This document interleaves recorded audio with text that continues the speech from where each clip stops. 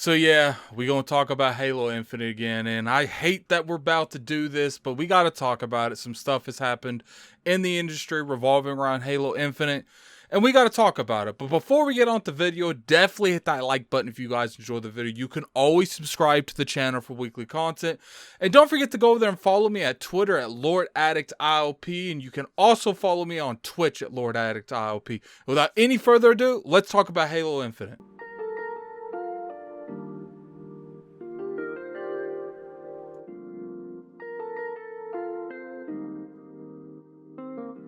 What's going on, you guys? Gaming Ad here, coming at you for another video.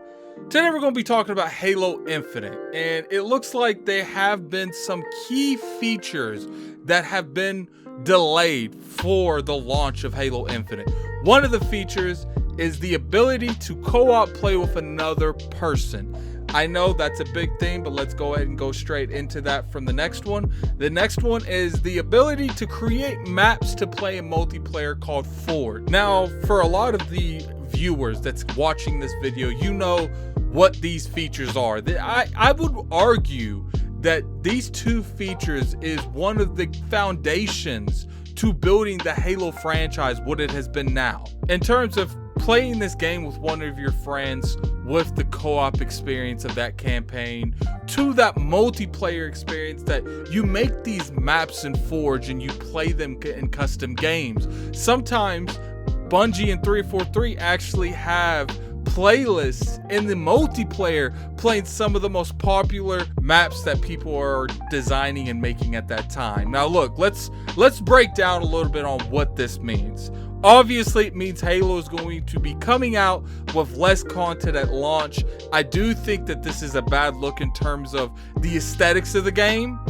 Clearly, we know that the multiplayer right now is free to play, so I'm kind of curious what the price is going to be on Halo Infinite and whether or not it's going to be $60 or they're going to surprise even myself and make the game probably like $30 to $40, because got to keep in mind, the multiplayer is not part of that single player experience, and the way it's looking like, Forge isn't going to be part of that single player experience from the start either. So it's kind of curious to see exactly what they're going to do with this, and the amount of, you know, faith that they got off of that beta that they did. Well, the technical beta, it wasn't technically a beta.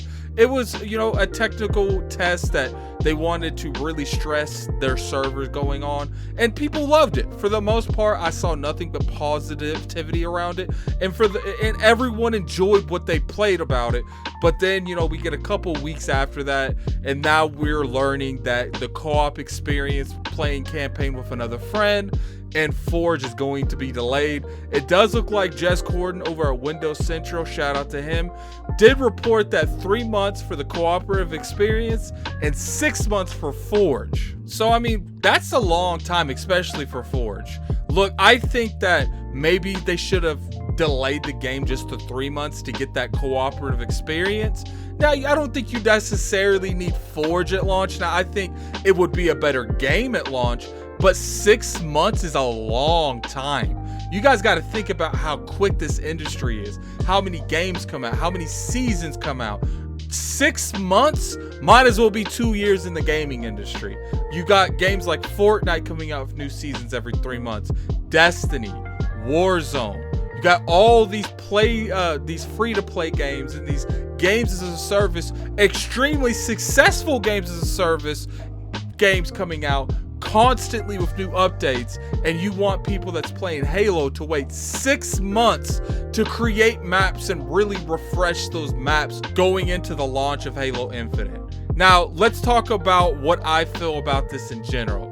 First, let's talk about the cooperative experience.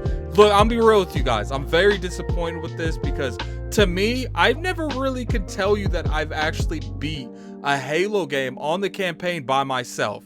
I remember playing the older Halos with my brother or my cousin, and I remember playing Halo 5 with Kid Smooth. So, like, to me, this is a big issue. Like, let's put it from this aspect of Forge. 6 months, like I said, is a long time. So I feel like it low-key feels like they're using it as, you know, in 6 months we're going to be dropping more content, and one of that's going to be Forge. But to me, that feels like, you know, hopefully it's not the case, but it kind of feels like they're holding it back so they have content to drop into 6 months. Now, I'm not saying that's happening. 9 times out of 10, they need a little bit more time to work on Forge, but it's like, come on, man. The game was delayed so many times. And at the end of the day, it's like all these delays and how long the game has been in development. I think for the most part, a lot of Xbox fans and gamers in general expected this game to come out and be a full package. Now, I did say on Twitter, that's like, look, like franchises have a lot going for it and a lot going against it. They do have a lot of fan base going in towards games like Halo, God of War, but it's kind of like the vice versa too, because these franchises have been around so long, they've always implied newer features to their game. For instance, Halo has always had arena, multiplayer, campaign, firefight. They had Warzone. They have Forge. So when you put all of these things in through all these generations of Halo games, you have a lot of people that expect these in every Halo game. Now, I will go above and beyond right now and say that I personally am disappointed with the delay of the co-op experience in particular. But I'm not going to say that if the game is good and the game just doesn't work on a functioning level in terms of a co-op experience, and they need to delay that to give it a little bit more time, that particular part of the game in the oven, I'm not going to say that that game should be delayed for that particular thing. I personally feel like they should do it, because to me, I don't want to give anyone excuses to look down on Halo Infinite for anything.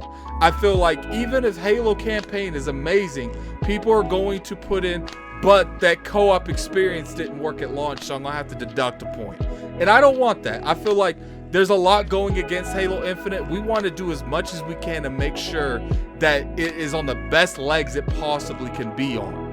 And that's why I personally feel like a 3-month delay to get that game out, launch with that co-op experience, would be good for the brand itself. But I understand they kind of want to hit that holiday thing, and I get it and I don't get it at the same time. I feel like the health of the game in general should be more important than, you know, getting that holiday sale. But money makes the world go around, and I'm completely speculating on whether or not, you know, this feature's ready here or this feature's ready there.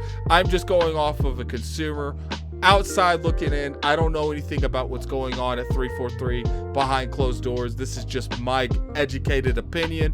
And it's just, I'm disappointed, man. Like, especially with the Forge and the co-op experience. I feel like 343, you guys gotta hit this. And what I mean hit this campaign gotta come out and make me forget I couldn't play with people.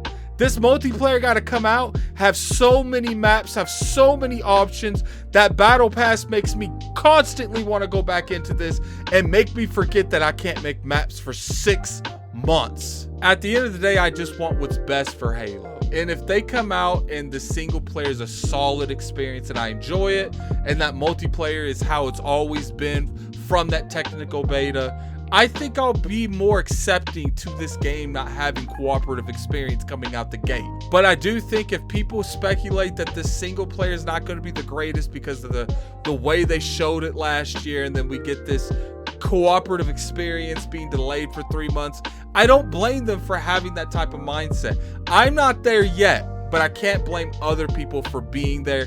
I can't blame other people for being disappointed in general. Microsoft, after 343 launches, after 343 launches Halo, you guys really gotta like do your best to stop stuff like this from happening. Maybe the pandemic hurt 343 in terms of the way that they were producing this game during the pandemic, so that hurt it coming out the other end. And you know, a lot of people are having issues in COVID, so we can't act like no one's having these type of issues with this pandemic. I just hope that once this pandemic starts winding down and we get stuff 100% again, that maybe a lot of these type of issues will go ahead and sooner or later start to fade away. And then, you know, once Halo Infinite comes out, they start really working on getting some of these features in this game, and we see a better light in terms of Halo Infinite. I just gotta hope at the end of the day, even though that these features are missing, that Halo Infinite's still gonna be a phenomenal game and I'm still going to enjoy it. Because I do think at the end of the day, that's the most important thing.